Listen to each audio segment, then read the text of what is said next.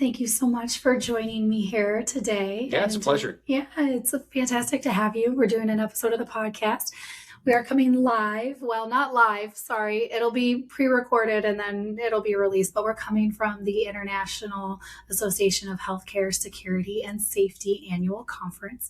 We're here in wonderful New Orleans. This is my first time here. Have you ever been here before? I have. Okay. Yes, my first time was in New Orleans was actually last year. Okay. In September for GSX. Okay. And then happened to be right back the following week. So I got New Orleans back to back then. So I at least know my way around and I don't get lost. Okay. All right. So you're a little bit more of like a pro. Not an expert, but a pro. Maybe. I would say like somewhere in between, not quite, maybe a novice. I don't know, something like that. Maybe a novice. And you are with Convergent. Tell me, what is your role with Convergent? So I lead our healthcare vertical practice, technically globally, but really strategic focus here in the US and then in Canada. So I have a team that falls underneath me that does some important things. One side of my house kind of focuses on the largest healthcare customers that we have across the US. The other side is really focused on training and enablement and strategy content for our field colleagues. So Convergent it's a pretty flat organization. We believe in empowering our local leaders to be close to their local customers. The way that we accelerate the expertise, if you will, of Convergent across all of those local people, 11,000 colleagues globally, is we leverage my team to be able to share some of those best practices across with those field colleagues. Okay. And so what kind of solutions are you really offering healthcare? So we're at our core, we're a security integration business, access control, video surveillance, staff to rest buttons, all of that type of thing. I always tell people at these types of shows, right? You walk around, you see all the cool stuff that everybody's showing off, and you go to our booth and there's no technology sitting there. Why is that? Well, it's because we're the people who actually make it work, right? You go and you buy that technology. Now, how do I make it all work together? How do I actually get it installed in the field? And then most importantly in our mind is how do I service it long term so that it actually functions for the life it is supposed to do?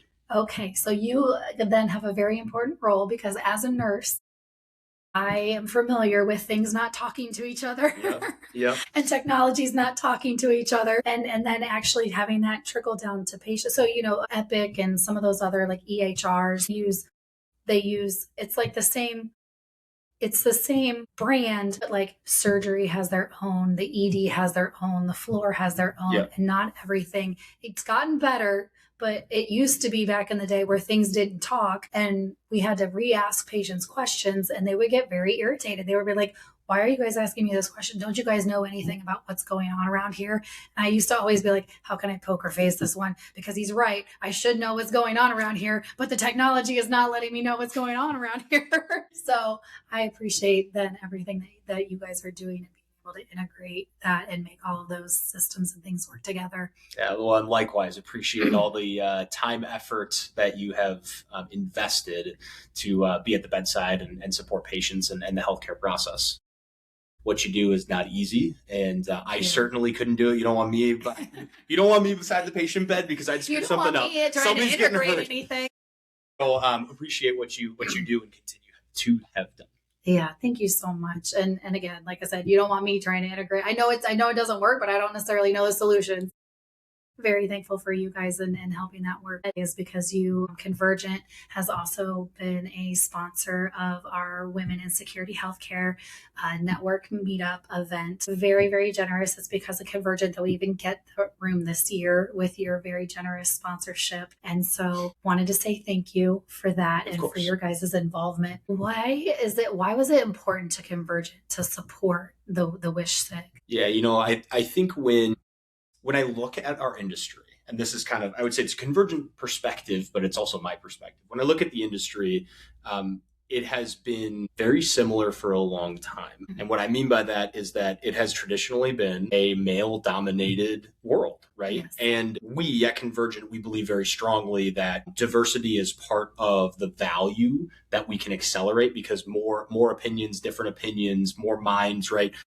There's a leader at Convergent who leads our Southeast region. He always says that we can do what I cannot, right? And that's where we come from when we're thinking about those things. So when we look at Wish or some of the other organizations out there that are empowering women in a very male-dominated arena and space, we just believe that it's important, and what work you guys do in that organization is important to echo the stories and bring forward, and I'll say wrap around a little bit with a hug, saying, hey, like, there's more than just you looking around going, hey, like, where can I get support? There's actually organizations that can support that. So we certainly believe in the mission, and immediately when it was an opportunity to sponsor this year, it was like, smash that button. We were in all the way. Oh, that's fantastic. This is the first year that we've asked for a sponsorship for it as well. And so, I think it was one of maybe like the first sponsorships that got done. So very, very appreciative of that. And then this year, I really feel like this year, the theme is really like that allyship and collaboration. Yeah. And so I'm really excited to see that this year. The last 2 years, it's kind of been about bringing all the women back together. So the Wish SIG has been around for like 5 or 6 years. It's been around for a little while. And then with COVID and things like that kind of falling to the wayside. So I think the last 2 years we're kind of spent rallying it and kind of reviving it and bringing it back together. And then this year, it's really awesome to kind of see that allyship and that collaboration and the support, that is going on and supporting us. So really, really appreciate that. Yeah, absolutely. There's a woman by the name of Kelly Shanks who works for Convergent. She was pretty close to one of the originals with the organization. She's been there over 20 years. A lot of people know her. I don't know if you've had the chance to meet her before, but I would love to meet her. An absolutely amazing woman. And she always says, like, hey, you got to go find your tribe. Right. Yes. And I think that that's so true, especially if you're in an environment or in an industry where not everybody looks like you. Right. And so I think what you guys do at Wish, right, if I was to like boil it down, it's like you create the space for everybody to find their tribe. Yes. And I love that. Yeah, that's a great way of explaining it. And I do a lot of work with first responders as well, law enforcement, first responders, some other support group type things, and peer leading some of that. And we talk about how that's our tribe and our family too. So yes, it's absolutely important to have that tribe, but then also, like I said, the allyship and the collaboration that's going on, between everybody, and really the welcoming and the networking that's really going to happen tomorrow. So I'm super excited for it. I am so glad that you guys are going to be there. We're going to have a lot of fun. We're going to be, asking some questions, icebreaker questions, and getting everybody talking. Some fun questions, but then also some questions that are going to address some of the issues that we're seeing. And it's not even just necessarily security specific, right? It's issues that happen in a lot of industries. It's just, how are we talking about it? How are we spotlighting it? And how are we coming up with solutions? And I think the Wish SIG was a solution to a problem that had kind of been going on for a while, that maybe not everybody wanted to talk about, but we needed to talk about it. And yes, bringing that kind of diversity of minds and the way people problem solve and come to things. I was talking with another interviewee, and sometimes it's patient driven. Mm-hmm. Sometimes patients don't want to talk to a male security guard, but they would love to talk to a female security guard.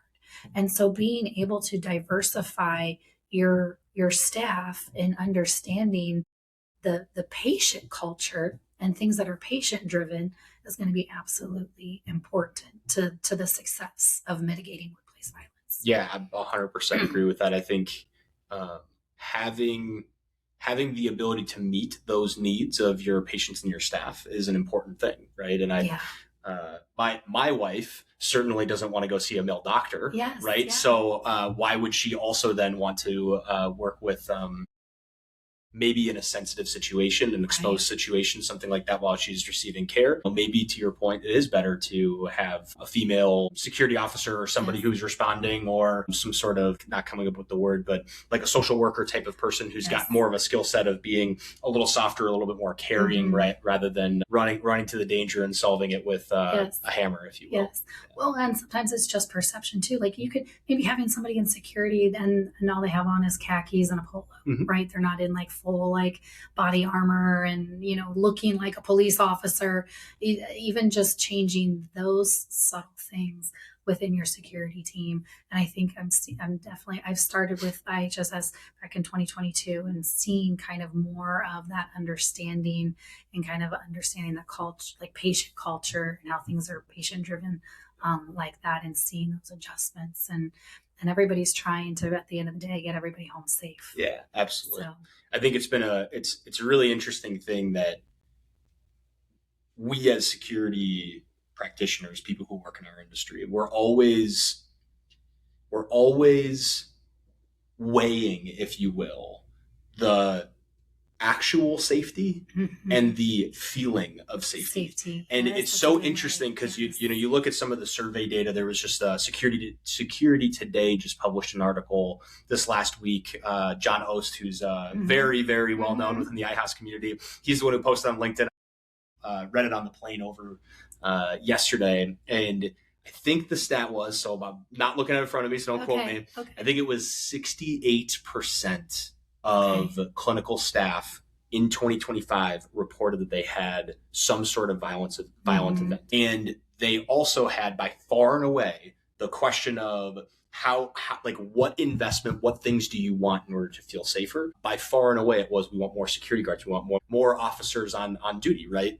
And the general best practice and what we know is like that doesn't necessarily make anybody safer, but it does make you feel safer when you know that there's a large man who could handle himself, right? Yes. Who's protecting you, right? And yes. So I think there's always this dichotomy of, and ultimately we have to do both. Right. We're trying to make people feel more safe, which is more of how we feel in the moment. It's a little bit softer, right? And then there's the actual safety of, okay, we want to figure out how do we reduce those security incidents? How do we mitigate the threats? All of those types of things, proactive versus reactive and all that. It's a very interesting, conundrum that we all find ourselves in. Well, and even talking about that perception too, and being clinical, like, I can own this. Not that I have this perception because I train self-defense and I know what I'm capable of. But from a nursing side, nursing thinking, either a male nurse or a male security guard needs to handle that. And if a female security guard shows up, well, what is she going to do about it? And so it's even educating and training clinical staff to not have some of those stigmas and understand that a female officer is probably going to have just as great of training and be able to handle themselves in a situation just as well as one of their male counterparts. It's really about how you train and how you leverage and use that training. So even, among the same sex, because 80% of nurses are female, and understanding and breaking down those stigmas just even within our own gender, that a female officer can be just as effective as a male officer in a violent situation. And so it's really even like empowering those female officers even more to be able to handle themselves and to have clinical accept them, because that's ultimately very important, is to have the clinical team working collaboratively with the security team. So we talk about things like that with the WISH SIG, and how do we break down some of those stigmas just even within our own gender as well. Sure. Yeah, it totally makes sense. I think, it's probably, it's similar to like a stereotype of like, okay, well, but that security officer, whoever is there, is maybe they're older, maybe they're younger, or right. Like there's all the same general perceptions of, how we immediately kind of judge the capable nature of whoever's there. And having that understanding. And when you were talking about the perception, it made me think of a quote from Maya Angelou, right? And it's not that people will remember the words that you said. They're going to remember how you made them feel. Yeah. And so it's not necessarily the actions that security takes. It's the feeling that people are left with afterwards. And so having that training, having those diverse teams, having that in place, having more security, and listening to frontline staff too. A lot of nursing feedback is they don't listen to me say and talk about and when I say they, it's very broad. I'm painting a very broad brush here. Don't eat me up alive. I'm in a realm now where I got to be mindful of what I say and what you put on the internet. So it's a very broad brush. but it's an understanding, that we're all here for the same thing at the end of the day, and being able to understand that we might all approach things from a different angle, but we're all coming together to work as one team, and that's to provide safety. So yeah, absolutely. I think it's a similar. We're challenged with a similar thing in the technology world, right? Like I said, we're the hands and feet that go do in the technology world. We're the people who show up when something's broken. And often our best field colleagues are the ones who have those soft skills, because it's not just their ability to solve the problem. It's their ability to walk a customer or somebody through the problem, help them understand how it relates to them, and has a softer touch in the healthcare space, especially. Like we work a lot with our field personnel and our field colleagues, because you can't just walk onto an active floor in a hospital and just start doing whatever you're doing. You're not going to drill something through the wall. You're not going to, right? The first thing that you should do is walk on, say, who's the nurse on duty? I need to go. I just want to have 60 seconds of your time, let you know what we're doing here today. If you have any questions, let me know, right? And at the end of the day, sometimes the nurse on duty says, no, I can't have you here right now. We're in the middle of whatever we're in the middle of. And then it's like, okay. And then you go back to the security leadership, and you say, hey, we're not going to be able to do that thing today because there's something going on, clinical, and we're not going to disrupt the continuance of care, right? And those little soft skills of it's not about doing the thing that you thought you were going to do. It's about being able to be malleable and supportive throughout that whole process, right? And I very much appreciate the people who are running to that danger, because our side of it, right, like very rarely are we dealing with something that's that high risk. But it's a similar type of thing of the soft skill, the soft touch of knowing how to communicate, when to communicate, and who you're communicating with. That is great that you guys are doing that. And like you said, it's so important. And I think that's probably one of the things that I hear commented about the most in healthcare security, is just how nuanced it really is, and how those soft skills are so important. Absolutely. So fantastic. Well, is there anything that you would like to kind of leave listeners with, kind of some last thoughts and what you guys are doing? You got anything exciting coming up? Or lots of very exciting things. I think, at the end of the day, I would just maybe plug our booth for everybody in iHosp, but this is probably coming out after that. So, I'm trying to get it out. Okay. Well, then we're going to be at number 1. We got our choice number 1 this year, right on the end cap. We'll have a couple things going on throughout the week to support some folks, including sponsoring the Wish event. We'll be having a hurricane and cocktail hour tomorrow, so this would be Monday at 5 p.m. during the welcome reception.